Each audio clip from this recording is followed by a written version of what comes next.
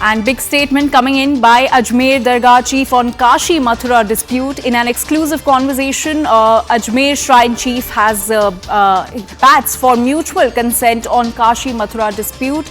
In fact, a mediation initiative of All India Sufi Council to resolve Kashi Mathura dispute, and All India Sufi Council came forward to resolve the Kashi Mathura dispute through talks and has also batted for out of the court settlement, and it has said that Muslims are being misled about the CAA law. All India Sufi Council chairman Sayyid Nasruddin Chishti said that he is in touch with Hindu and Muslim organizations to resolve the Kashi Mathura dispute, and talks are also taking place. He also said that they will try to reach an agreement between both the parties to resolve the two disputes. Let's listen in. Sir, आप बताएं कि ये जो आपने पहल की है, किस तरीके से ये पहल करेंगे और क्या ये संभव है? भाई, दोनों धर्म के धर्मगुरु जितने भी हैं, इंटेलेक्चुअल्स जितने भी हैं, हिस्टोरियन जितने भी हैं, उनसे हम पहले सलाह मशवरा करेंगे कि आप इस मसले के ऊपर क्या चीज सामने रखना चाहते हैं और कौन कौन से ऐसे मसले हैं जिसके ऊपर आपसी समझौते के तहत सुलहनामा हो सकता है। कोर्ट के बाहर जब ये सुलहनामा होगा तो दोनों धर्मों के अंदर कटुता कम होगी। क्यों कि कोर्ट के अंदर एक पक्ष के फेवर में हो रहा है, दूसरे पक्ष के फेवर में नहीं हो रहा है, तो दूसरा पक्ष तो कटुता रखेगा। तो इन सब चीजों को दूर करने के लिए ये कब तक लड़ते रहेंगे? चलिए, आप पूरे मसले के अंदर कई बार ये बात आई कि ये जो तीन है ये सुलझा लिया जाए, आगे ऐसे विवाद खड़े नहीं हो। इसीलिए हम कर रहे हैं पहल, इसीलिए हम पहल कर रहे हैं कि आगे ये नहीं हो। इसके अंदर जजेस को रखा जाएगा, वो सारी जो कंप्रोमाइज डीड होगी उसके ऊपर उन लोगों के दस्तखत होंगे, उन दस्तखतों के बाद में वो चीज पार्लियामेंट में रखी जाएगी और पार्लियामेंट उसको अपने उसके अंदर लेकर के आएगा और डिबेट के अंदर ला करके एक एक्ट बनाएगा, वो पूरे इंडिया के ऊपर एप्लीकेबल होगा। आप बताएं, ये जो पहल आपने की है, क्या पहल है, किस तरीके से आप? देखिए, ये पहल हम तमाम दरगाह के जो सज्जादा नशीन हैं, कौंसिल के नुमाइंदे आपके सामने यहाँ खड़े हैं, दीगर दरगाहों के, हम सब ने मिलकर की है। और दीवान साहब ने जो आज हमें मार्गदर्शन दिया है, क्योंकि दीवान सैयद ज़ैनुल आबिदीन साहब अजमेर दरगाह के जो आध्यात्मिक प्रमुख हैं, वो हमारी कौंसिल के चीफ पैट्रन हैं। उन्होंने एक बात रखी है कि देश ने पिछले 70-80 सालों में कई तरह के धार्मिक विवाद देखे हैं और अल्लाह का शुक्र है कि हम लोग मजबूती के साथ उन चीज़ों से उभरे हैं। लेकिन आने वाली जनरेशन को ऐसा माहौल ना मिले, देश तरक्की के रास्ते पे गामजन रहे और इस देश से हमेशा हमेशा के लिए धार्मिक उन्माद को समाप्त किया जाए।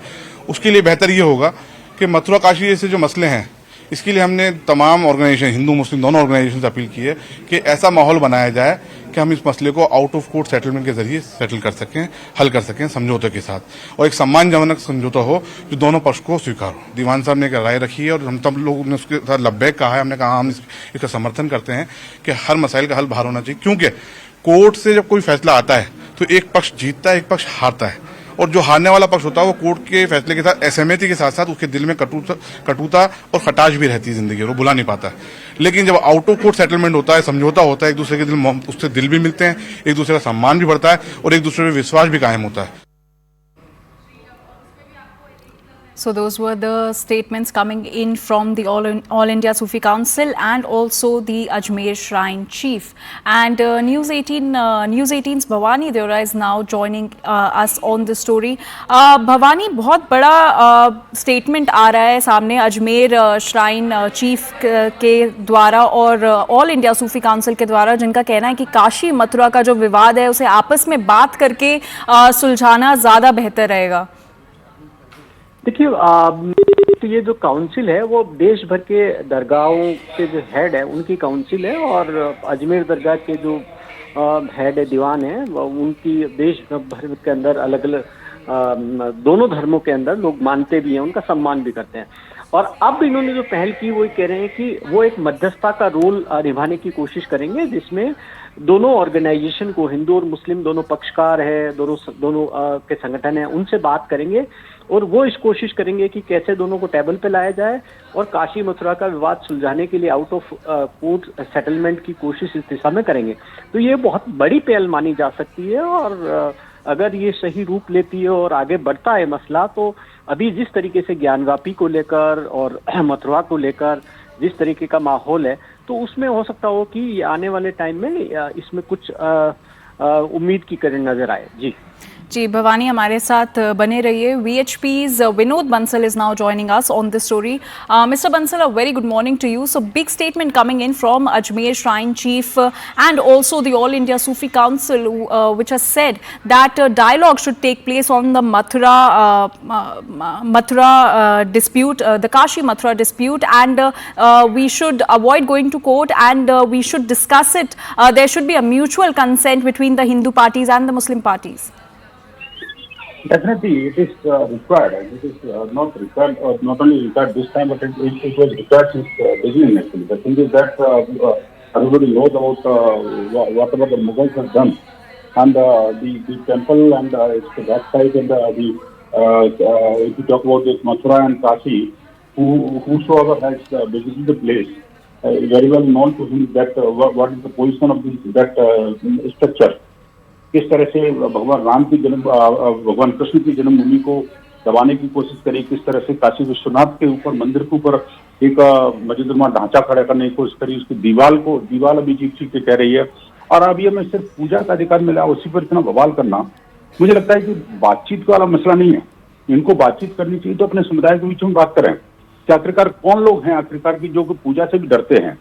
आप देखिए कि जो काशी विश्वनाथ के जो जिसको ये मस्जिद कह रहे हैं, वो मस्जिद के स्ट्रक्चर के नीचे बेसमेंट में पूजा हो रही है, उसी को लेकर के संपूर्ण इस्लाम के मानने वालों को भ्रमित किया जा रहा है जैसे इनसे मस्जिद छीन ली गई है।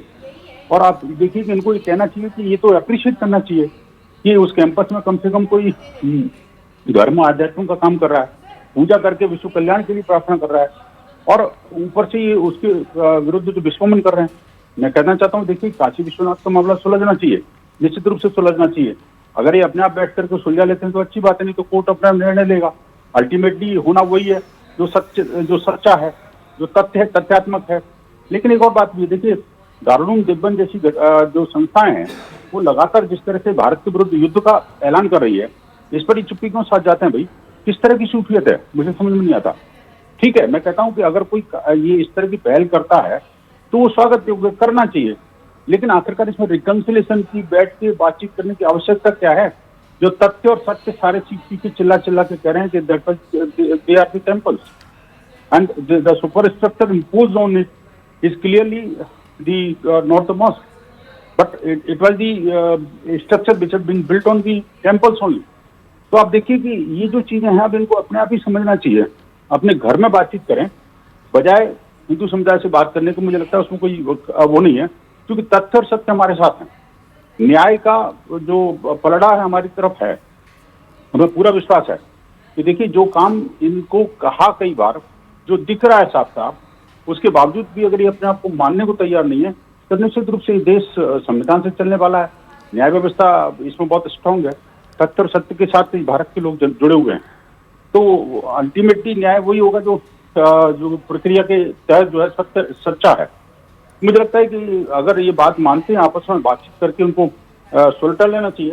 देखिए बात ये कि सुन्नी और सूफियों के बीच में बहुत बड़ा एक गैप है, ये गैप खुद ही नहीं पाट पा रहे।